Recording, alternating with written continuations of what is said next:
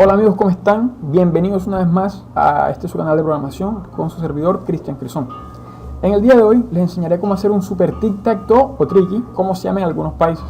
Que tiene de super esta versión del tic-tac-toe, que puedes jugar tanto con otra persona como con la computadora. Incluso puedes cambiar de oponente en medio de una partida. Bueno, sin más preámbulo, veamos cómo está hecha la interfaz.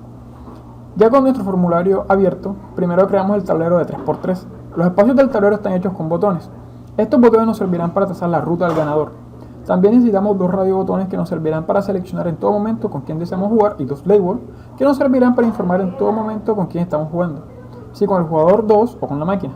Bueno, para continuar con nuestro proyecto necesitamos editar algunas de las propiedades de los botones, como el nombre de los botones. A cada botón lo llamaremos con el prefijo BTN más el número en el cual fueron puestos en nuestro formulario. O sea, que empezamos llamando nuestro primer botón BTN1, el segundo BTN2 y así sucesivamente hasta llegar al botón BTN9. También le pondremos como color de fondo, mediante la propiedad backcolor, el color blanco. Luego le cambiamos a versus el texto a los dos controles label y le cambiamos el texto de nuestro radio button. A uno le ponemos player 2 y al otro CPU. También le cambiamos los nombres en código a estos radio button. A uno lo llamaremos RDBP2 y a este le llamaremos RDBCPU. Ahora pasemos al código, que es súper sencillo. Primero veamos el constructor de nuestra clase. En el constructor lo primero que vamos a hacer es poner la propiedad checker del radio button player 2 en true. Esto con el fin de que cada vez que se inicie el formulario el valor por defecto sea enfrentarnos con un jugador humano. Con la siguiente sentencia obtenemos todos los botones que hacen parte de nuestro tablero.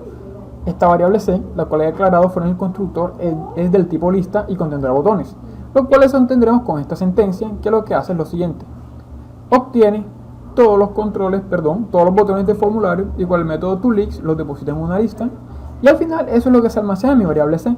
Luego, en el mismo constructor, en esta instrucción for, ordeno la lista en una matriz de botones que también ya he declarado fuera del constructor. Esto lo hago porque cuando obtengo la lista, sus elementos están organizados de manera descendente, siendo su primer elemento el botón BTN9 y el último el botón BTN1. Entonces, como lo que quiero es que el tablero esté ordenado tanto en la interfaz como en el código, por eso guardo la lista en mi matriz ordenada de la manera como deseo, que es de manera ascendente. Bueno, acá vemos que creo una numeración que contenga dos valores, los cuales son jugador 1 y jugador 2. Esto con el fin de saber en todo momento quién es el que está jugando y a quién le toca jugar. Vale la pena aclarar que por motivos de simplicidad, si la máquina es la que juega, el sistema lo toma como si lo hiciese el segundo jugador. También creamos las siguientes variables. Una variable de tipo quien juega, que es el tipo de numeración que hemos creado, y linealizamos en que juega el primer jugador. Creamos una variable de tipo matriz de caracteres llamada lugares, en los cuales guardaremos el valor de X si ha jugado el primer jugador y el valor de O si ha jugado el segundo jugador. Una variable de tipo matriz que almacenará valores de tipo int llamada movimientos, que nos servirá para determinar si hay un empate, y una variable de tipo ball llamado la máquina juega, con lo cual le diremos al sistema si la máquina está jugando o no. Esta variable la inicializamos en falso. Bueno, ahora veamos cómo funciona nuestro juego cada vez que alguien le da clic a un botón. Cabe notar que todos los botones usan el mismo evento. Dentro de nuestro evento se declaran dos variables de tipo booleano, que he llamado ganaron y empate. Estas variables son de control y más adelante veremos el uso que le damos. También declaramos una variable de tipo botón a la cual le asignamos el valor de la variable sender de tipo object, que contiene el objeto que dispara el evento. Bueno, cuando alguien presiona el botón, en nuestro evento lo primero que hacemos es validar qué botón fue presionado. Esto lo hacemos comparando el nombre de los botones. Si el botón presionado tiene el nombre de determinado botón de nuestra interfaz, entonces se llevan a cabo la siguiente sentencia. Primero, la variable movimiento le asignamos el valor de 1 en el índice que le corresponde según el botón. O sea, que si se presiona el botón 5, a la variable movimiento le asignamos el valor de 1 en su posición 4, teniendo en cuenta de que en las matrices los lugares empiezan en la posición 0 y no en la posición 1.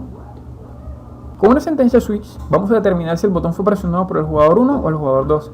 Si ha jugado el jugador 1, entonces le asignamos a la variable lugares en la posición que le corresponde según el botón el carácter X. Le cambiamos también el color de fondo azul al botón con la propiedad backcolor. Con la propiedad enable deshabilitamos el botón para que no pueda volver a ser presionado y cambiamos el valor de la variable quien juega al valor del jugador 2. Esto con el fin de que el próximo movimiento no le sea tomado el jugador 1, sino el jugador 2. Después le asignamos a la variable ganaron el resultado del método ganador. Este método devuelve un true si ganaron o un false si aún no hay ganador. Veamos cómo está hecho el método. Dentro de este método lo que hacemos es revisar uno a uno si se han alineado los caracteres X o los caracteres O de manera ganadora. Las maneras de ganar en este juego son 8, si se alinean algunas de las 3 filas, en las 3 columnas o en las 2 diagonales. Si se encuentra una alineación ganadora, entonces enviamos un mensaje al usuario diciendo que es un ganador y reiniciamos el tablero con el método reiniciar tablero que veremos más adelante.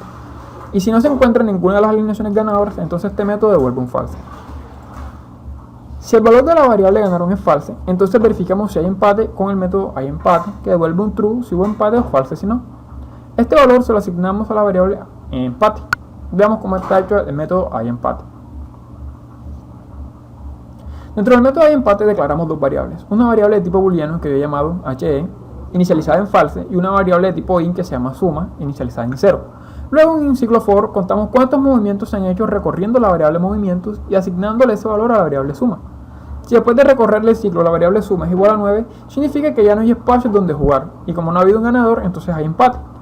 Mandamos un mensaje al usuario y reiniciamos el tablero. Veamos el método reiniciar tablero.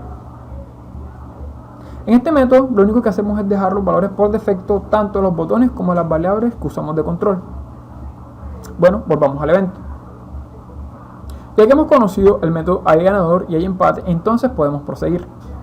En un bloque if hacemos la siguiente verificación: si la variable la máquina juega es igual a verdadero, y si no hay ganador y no hay empate, entonces juega la máquina. Con el método inteligencia artificial, si la variable la máquina juega está en false, entonces esperamos que el segundo jugador presione un botón y se ejecutará el mismo evento que para el jugador 1. Solo que esta vez la variable lugares se marca como una O en vez de una X, el color de fondo del botón no es azul sino rojo, y se establece que el próximo jugador será el primero. En este caso no se evalúa si la máquina juega o no, ya que recordemos que para el sistema es indiferente si el jugador 2 es una persona o es la máquina. Bueno, veamos cómo está hecho el método inteligencia artificial. Bueno, dentro del método tenemos dos variables, una de tipo botón y una de tipo booleano llamado espacio vacío inicializada en falso. Luego ejecutamos un ciclo for hasta que el valor de la variable espacio siga siendo falso. Dentro de este ciclo for utilizaremos un bloque if en el cual tomaremos el valor de la variable i del ciclo for para verificar que en las posiciones indicadas por la variable i no se encuentre ni un carácter x o un carácter o. Cuando se encuentre el espacio vacío, entonces tomamos la variable i para obtener el botón que se encuentra en dicha posición dentro de la matriz todos los botones. Lo almacenamos en la variable botón y luego ejecutamos el evento click asociado a dicho botón, que ya lo vimos, y cambiamos el valor de la variable espacio vacío a true para que el ciclo finalice. Y ese es el método que juega con nosotros cuando la variable juega a la máquina es igual a true. ¿Y dónde se establece si juega la máquina o no? En el evento EBT la máquina está jugando, que se ejecuta cuando la propiedad check-and-change del radio button cambia. Si el radio botón RDB CPU está seleccionado, entonces la variable de la máquina juega pasa a verdadero. Y como el cambio se puede hacer en medio de una partida, verificamos a quién le toca jugar. Y si el turno es de la máquina, entonces se ejecuta el método inteligencia artificial. Y bueno, si el radio button que está seleccionado es RDBP2, entonces la máquina juega es igual a falso. Y bueno, no siendo más, veamos cómo funciona nuestro programa. Bueno, aquí estamos jugando contra el segundo jugador. Vemos cómo se determina quién gana, quién pierde. Y vamos a jugar con nuestra máquina ahora. Como nos damos cuenta, la máquina no es muy inteligente porque lo único que hace es buscar dónde están los espacios vacíos para él poder jugar. Así que bueno, mis amigos, no siendo más, les dejo el proyecto en la descripción del video. Y nada, suscríbase a mi canal. Nos vemos en un próximo video y abrazos para todos.